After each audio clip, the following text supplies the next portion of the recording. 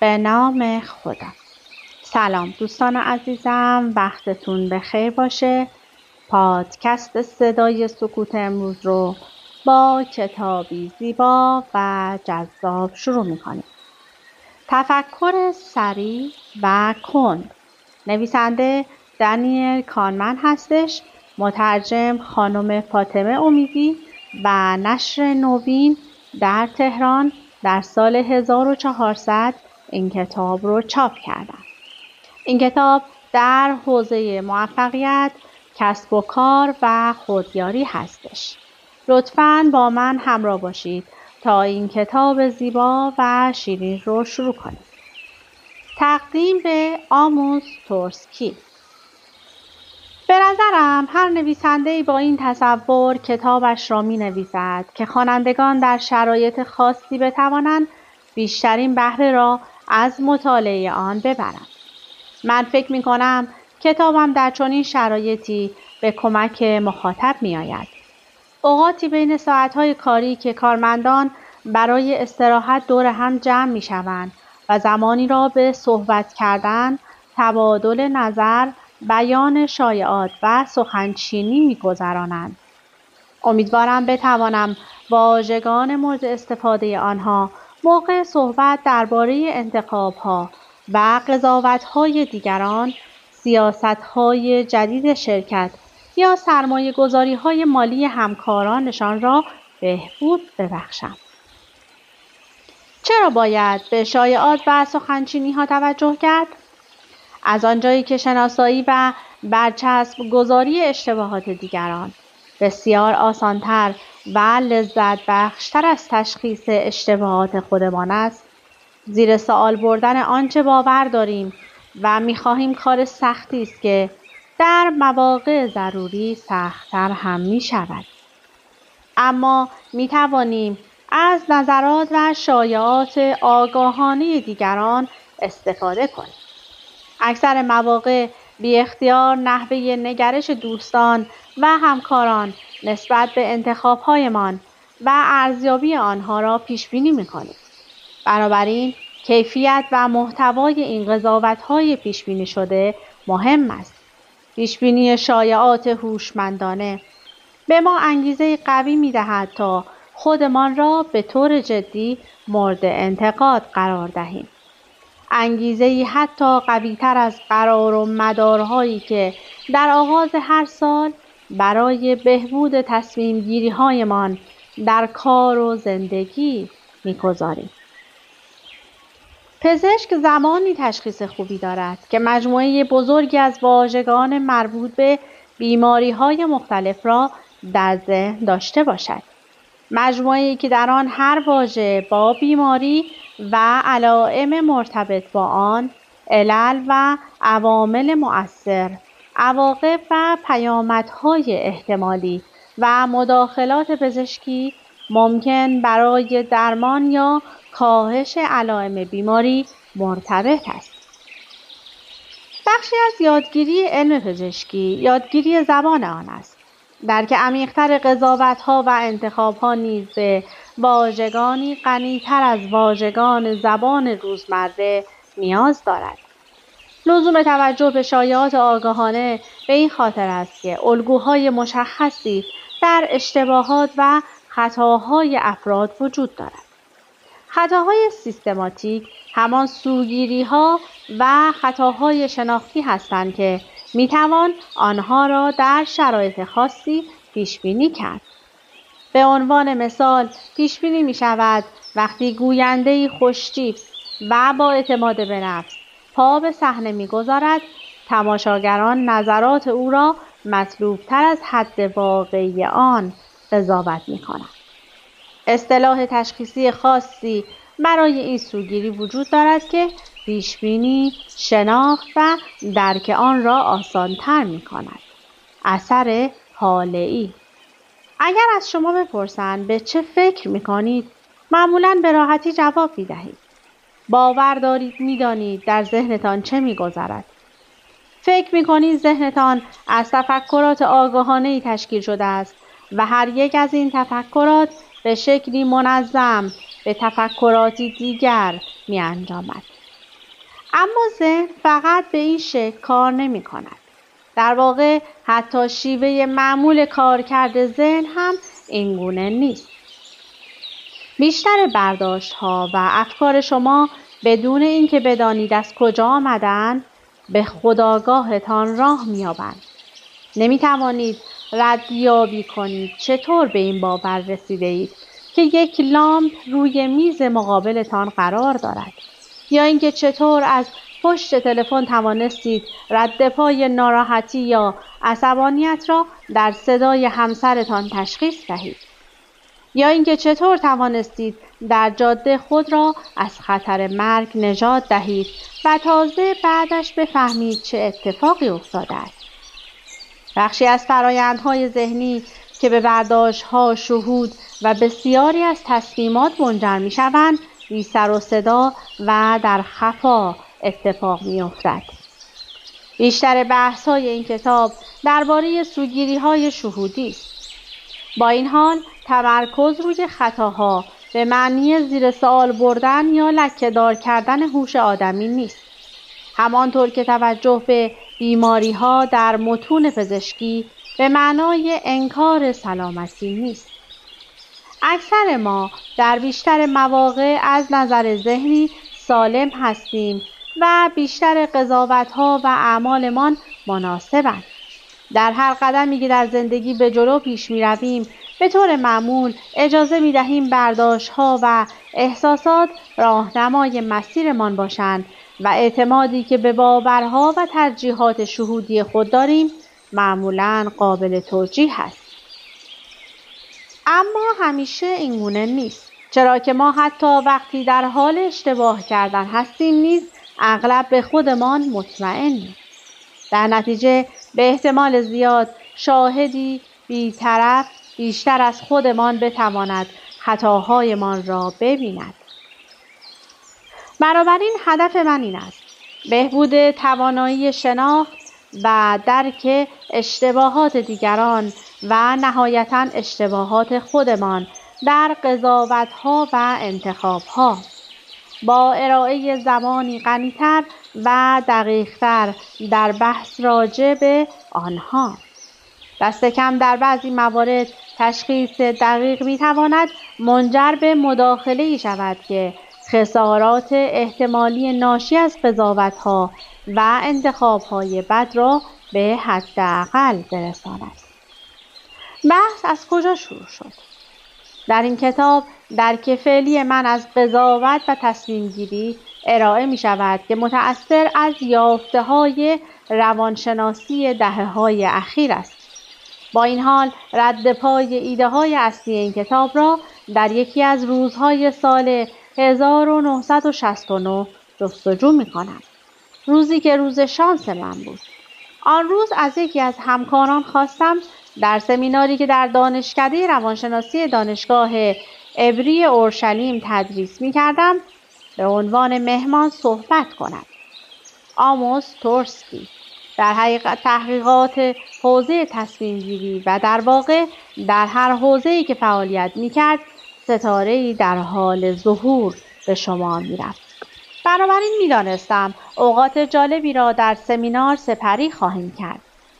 در نگاه بسیاری از افرادی که آموس را می شناختند، او باهوشترین آدمی بود که ملاقات کردند. او زیرک، خوش صحبت و پرجذبه بود. حافظه خارق‌العاده برای به خاطر سپاری لطیفه‌های مختلف و توانایی چشمگیری در کاربرد آنها در موقعیت‌های متناسب داشت. هر جا آموز حضور داشت به کسی بد نمی‌گذشت و خبری از لحظات کسل کننده نبود. او آن موقع 32 سال داشت و من 35 ساله بودم. آموز درباره پژوهشی در دانشگاه میشیگان صحبت کرد که به دنبال پاسخی برای این سوال میگشت: آیا مردم آمارگران شهودی خوبی هستند؟ ما میدانستیم که مردم به طور شهودی قواعد زبان را به خوبی میدانند. یک کودک 4 ساله بدون کوچکترین تلاشی کاملا مطابق با قواعد زبان صحبت میکند در حالی که حتی تصوری هم از وجود چنین قواعدی ندارد. آیا مردم نسبت به اصول اساسی آمار هم به همین ترتیب حس شهودی مشابهی دارند؟ آموز گفت که پاسخ این سوال یک بله مشروط است.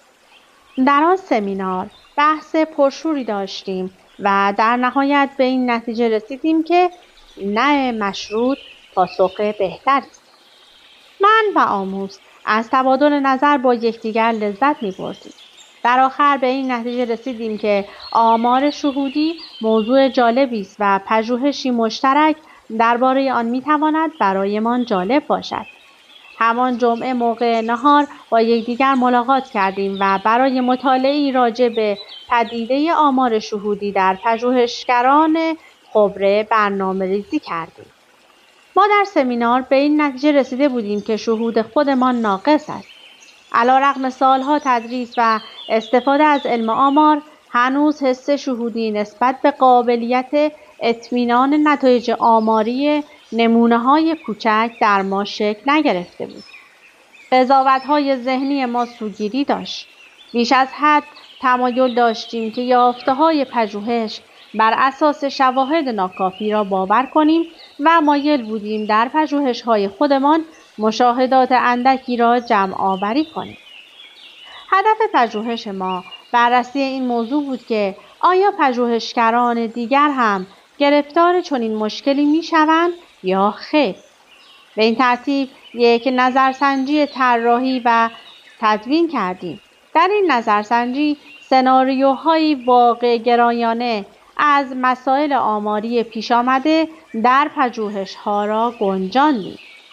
آموز پاسخ گروهی از پژوهشگران خبره حاضر در جلسه انجمن روانشناسی ریاضی از جمله نویسندگان 2 کتاب آماری را جمع‌آوری کرد. همانطور که انتظار می‌رفت متوجه شدیم این همکاران متخصص هم مثل خود ما در مورد احتمال تکرار موفق نتیجه اصلی یک آزمایش حتی در نمونه‌های آماری کوچک مبالغه می‌کنند. در توصیه به یک دانشجوی فرضی تحصیلات تکمیلی هم راجع به تعداد مشاهداتی که میبایست برای تحقیقاتش جمع‌آوری میکرد خیلی ضعیف عمل کردند. حتی آماردانان هم آمارگران شهودی خوبی نبودند. من و آموز هنگام نگارش مقاله‌ای راجع به یافته‌های پژوهشی مشترکمان متوجه شدیم از کار کردن با یکدیگر لذت میبریم. آموز همیشه شوخ‌طبع بود و در حضور او من هم شوخ‌طبع میشدم. به این ترتیب ما ساعتها کار سخت را با خنده و شوخی سپری میکردیم. لذتی که از کار کردن با یکدیگر میبردیم ما را فوق‌العاده صبور کرد. وقتی کسل و بی‌حوصله نشوید، تلاش برای رسیدن به کمال بسیار آسان‌تر خواهد بود. شاید مهمترین نکته این بود که هر دو نقادانه برخورد می‌کردیم.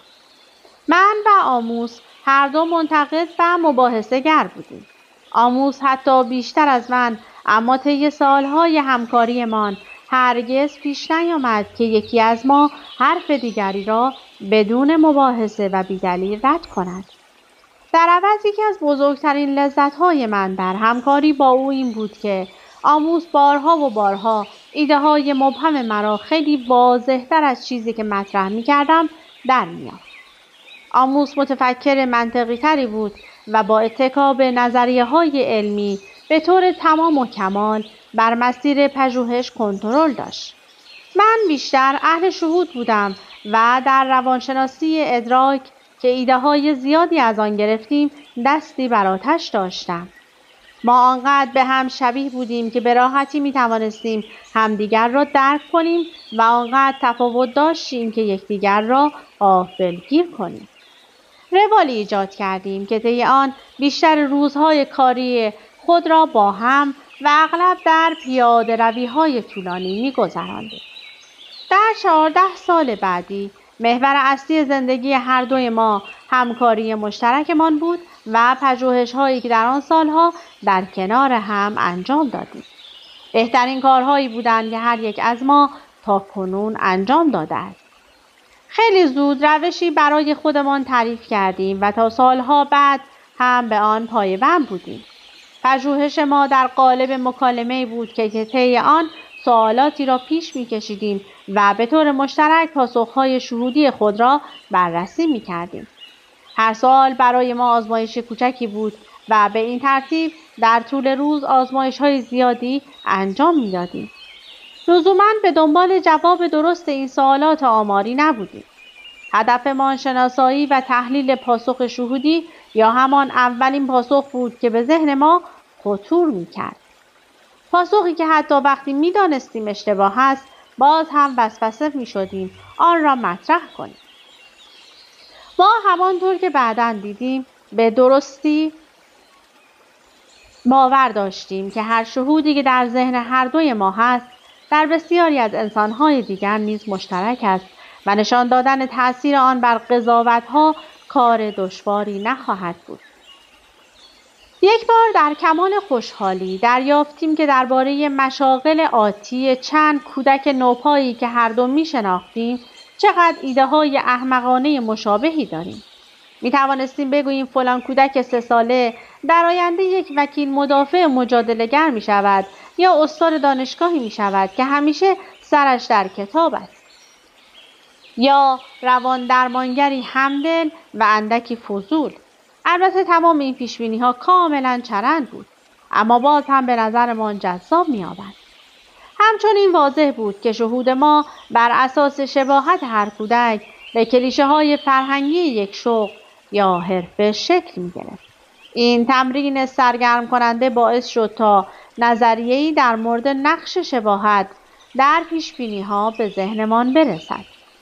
بعد بیشتر روی این نظریه متمرکز شدیم و آن را با چند آزمایش دیگر امتحان کردیم. نمونه ای از این آزمایش ها را در ادامه می‌بینیم.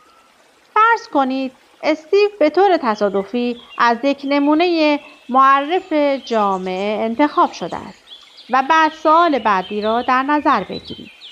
شخصی توسط همسایه‌اش اینطور توصیف شده است: استیو خیلی خجالتی و گوشه‌گیره. همیشه برای کمک حاضره، اما علاقه کمی به بقیه افراد با دنیای بیرون داره. ذات فروتن و پاکی داره، نیازمند نظم و چارچوبه و به جزئیات هم توجه زیادی داره. استیو بیشتر شبیه کتابدارهاست یا کشاورزها. همه بلافاصله شباهت شخصیت استیو به شخصیت کلیشه‌ای کتابدار را به زبان می‌آورند و تقریباً همیشه ملاحظات آماری مرتبط نادیده گرفته می‌شود. آیا تا به حال به ذهنتان خطور کرده است که در ازای هر کتابدار مرد در امریکا بیش از 20 کشاورز مرد وجود دارد؟ از آنجا که تعداد کشاورزان خیلی بیشتر است، تقریباً میتوان با قطعیت گفت ذات فروتن و پاک را بیشتر روی تراکتورها میتوان دید تا پشت میز اطلاعات کتابخانه ها. با این حال متوجه شدیم شرکت کنندگان آزمایش های ما به حقایق آماری مرتبط با این موضوع بی‌اعتنا هستند و صرفاً به عنصر شباهت تکیه می کنند. تصور ما این بود که آنها از شباهت به عنوان میانبری ذهنی، تقریباً یک جور حساب سرانگشتی استفاده می کردند که قضاوت‌های دشوار را ساده تر می کند. اتکا به میانبر ذهنی موجب شد این افراد در محاسبات خود دچار سوگیری‌های قابل پیشبینی، خطاهای سیستماتیک شوند. در مطالعه دیگر سوالی راجع به میزان نرخ طلاق بین اساتید دانشگاه‌هامان مطرح کردیم. متوجه شدیم با این سوال حافظه ما به دنبال اساتید مطلقه‌ای می‌گردد که می‌شناختیم یا در موردشان شنیده بودیم و اینکه قضاوت ما از تعداد اساتید مطلقه تنها بر اساس نمونه‌هایی بود که به ذهنمان خطور می‌کرد. این اتکای صرف به جستجو در حافظه را سوگیری دسترس پذیری نامیدیم. در یکی از مطالعاتمان از شرکت کنندگان خواستیم به یک پرسش ساده راجع به کلمات به کار رفته در یک متن انگلیسی معمولی پاسخ دهند. حرف کا را در زبان انگلیسی در نظر بگیرید. بیشتر احتمال دارد این حرف به عنوان حرف اول کلمه ظاهر شود یا حرف سوم. از نظر تمام افرادی که اسکربل بازی می کنند، یافتن کلماتی که با یک حرف خاص شروع می شوند خیلی آسان‌تر از یافتن کلماتی است که همان حرف در جایگاه سوم کلمه به کار رفته باشد. چون این چیزی در مورد تمام حروف الفبا صادق است. بنابراین انتظار داشتیم پاسخ دهندگان درباره تعداد دفعات ظاهر شدن حروف در ابتدای کلمات اقرار کنند. حتی حروفی مانند V, R, N, L و کاف که در واقع بیشتر در جایگاه سوم حروف یک کلمه دیده می شوند. در اینجا نیز مجدداً اتکا به میانبر ذهنی منجر به ایجاد یک سوگیری قابل پیشبینی در قضاوت می شود. به عنوان مثال، اخیراً به این تصور دیرینه خود شک کردم که رابطه نامشروع در میان سیاستمداران رایج‌تر از پزشکان یا وکلاست. حتی برای این واقعیت توضیحاتی هم ارائه داده بودم. از جمله اثری که قدرت روی برانگیختگی جنسی دارد و وسوسه‌هایی که در زندگی دور از خانه دیده می شود. سرانجام فهمیدم که احتمال رسانه‌ای شدن سوء رفتارهای جنسی سیاستمداران خیلی بیشتر از وکلا و پزشکان است. برداشت شهودی من می توانست کاملا ناشی از انتخاب موضوع گزارش‌ها توسط روزنامه‌نگاران و اتکای من به اطلاعات در دسترس باشد.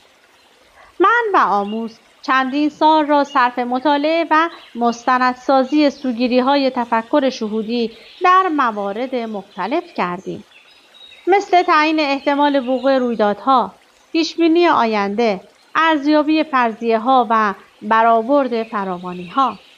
در 5مین سال همکاریمان یافته‌های اصلی خود را در مجله ساینس منتشر کردیم.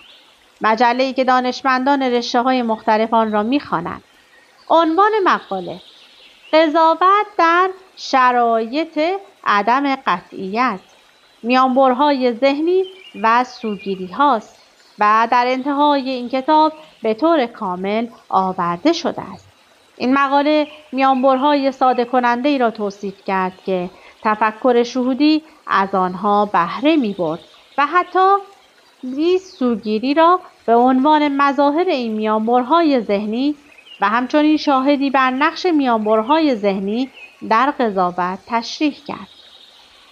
مورخان علم اغلب به این نکته توجه داشتند که دانشمندان تمام ادوار تاریخ در هر رشته‌ای تمایل دارند مفروضات اساسی خود درباره یک موضوع را با دیگران به اشتراک بگذارند.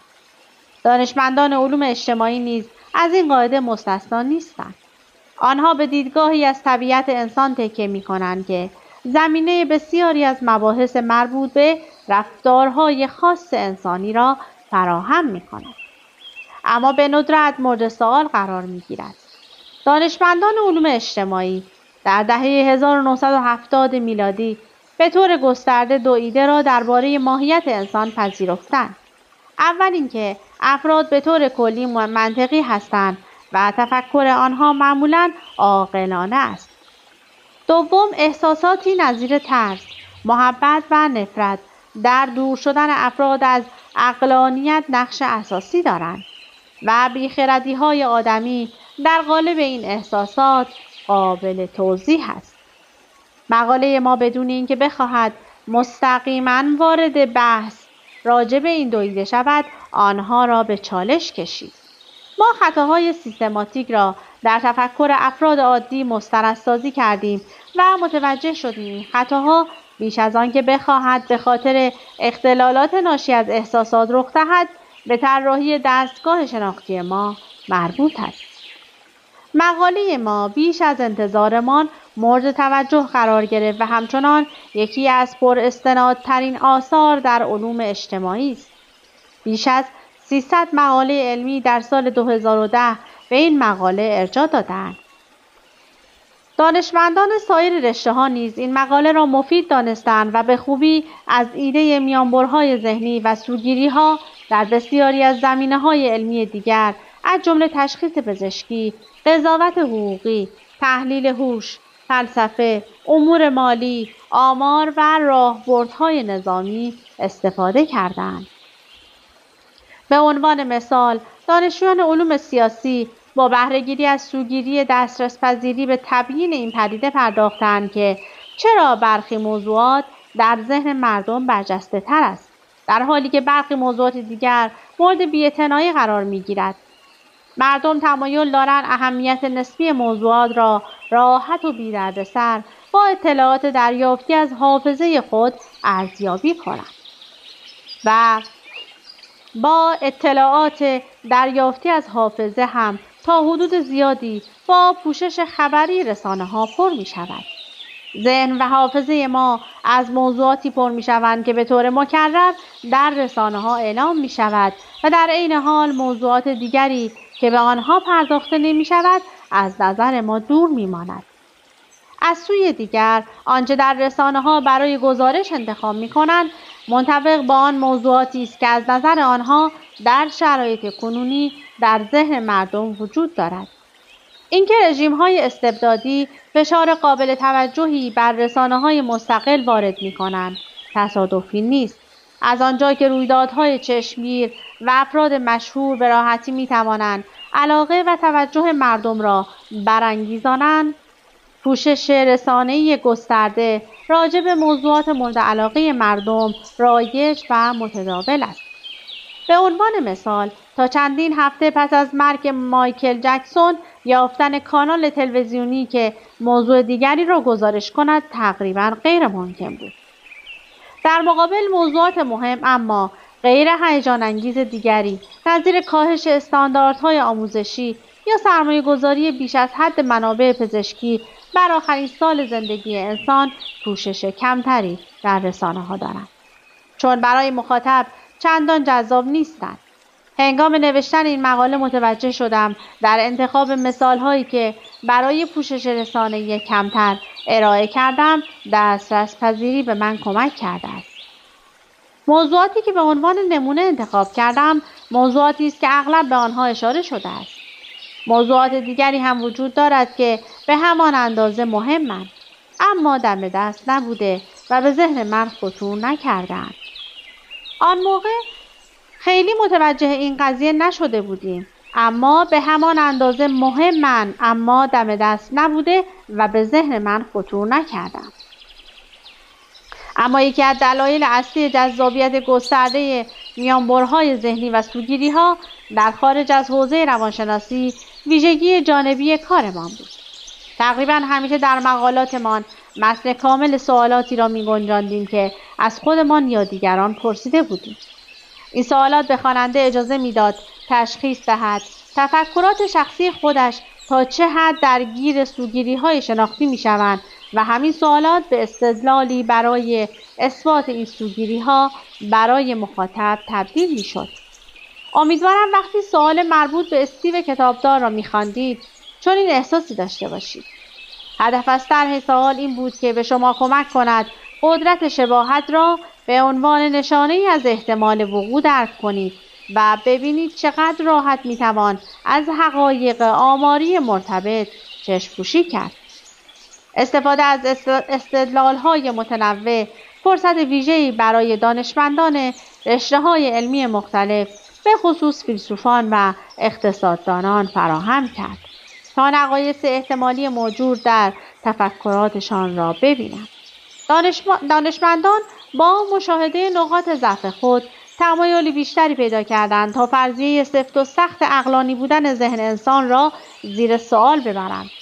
انتخاب روش کار اهمیت زیادی داشت. اگر فقط نتایج آزمایش‌ها را گزارش کرده بودیم، مقاله ما به یاد ماندنی و چشمگیر نمی‌شد.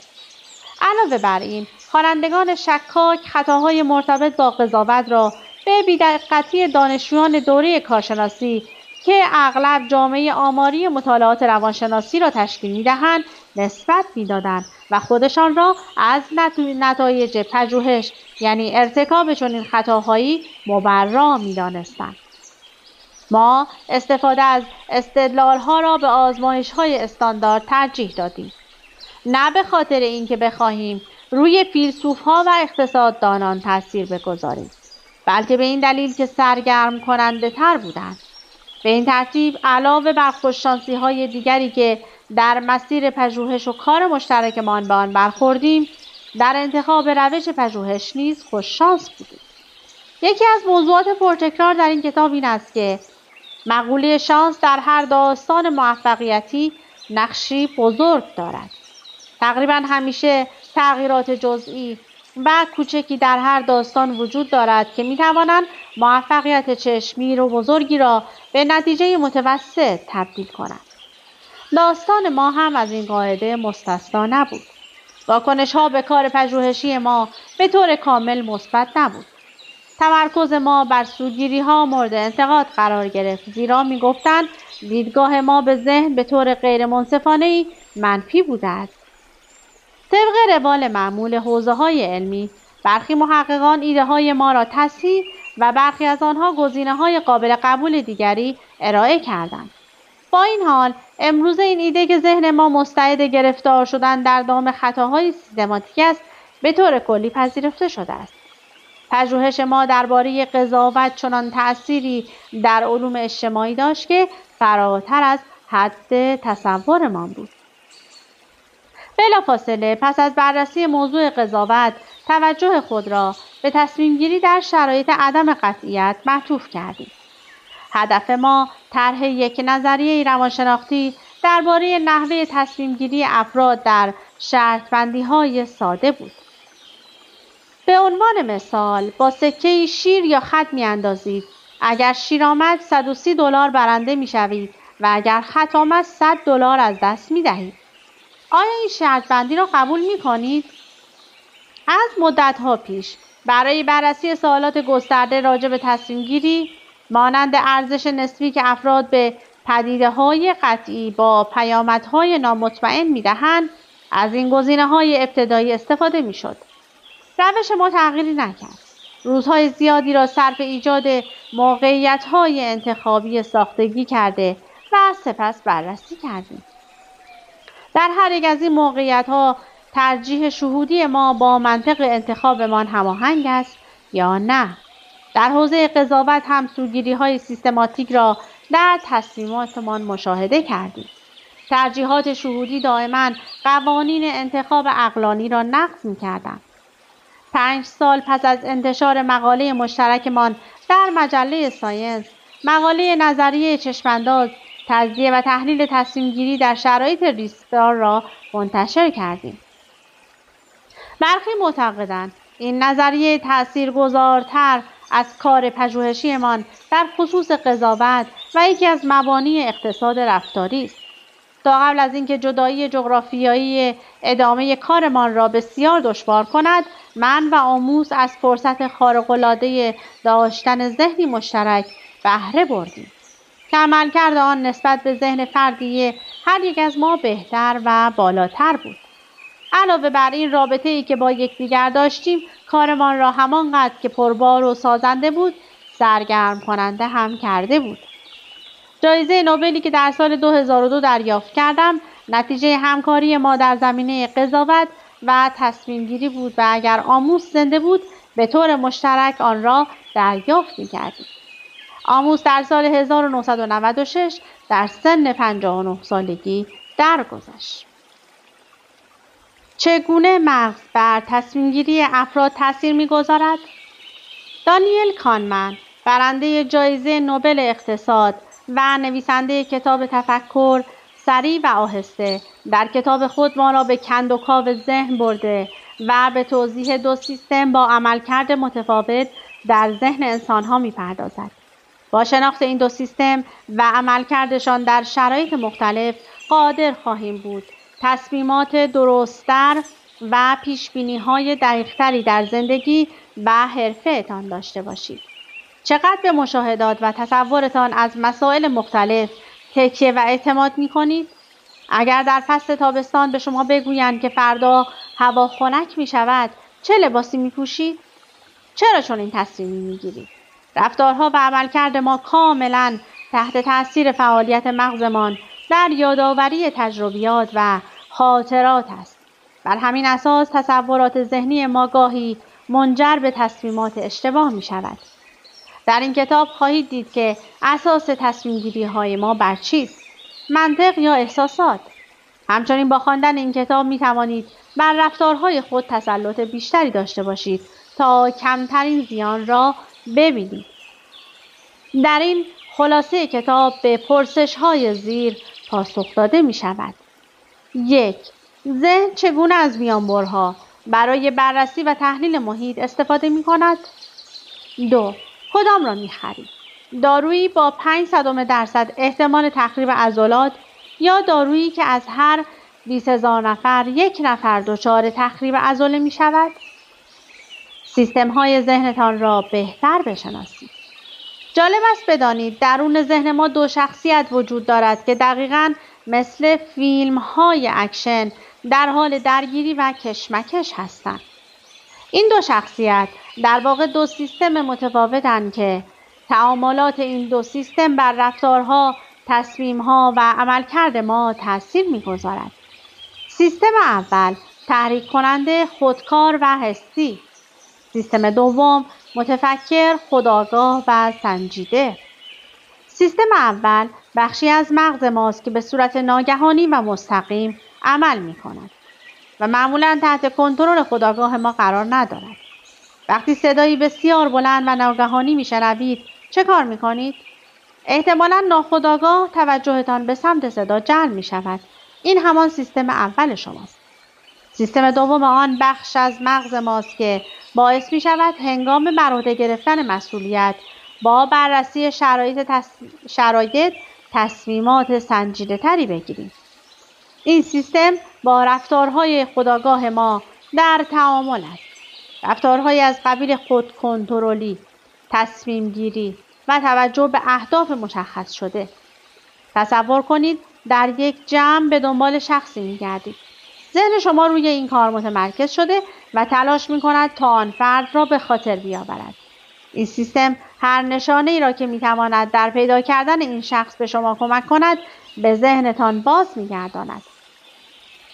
با دریافت این نشانه‌ها شما موفق به تشخیص چهره آن شخص از میان جمعیت می‌شوید. این تمرکز کمک می‌کند تا حواستان پرت نشود و توجهی به دیگر افرادی که در آن جمع حضور دارند نداشته باشید.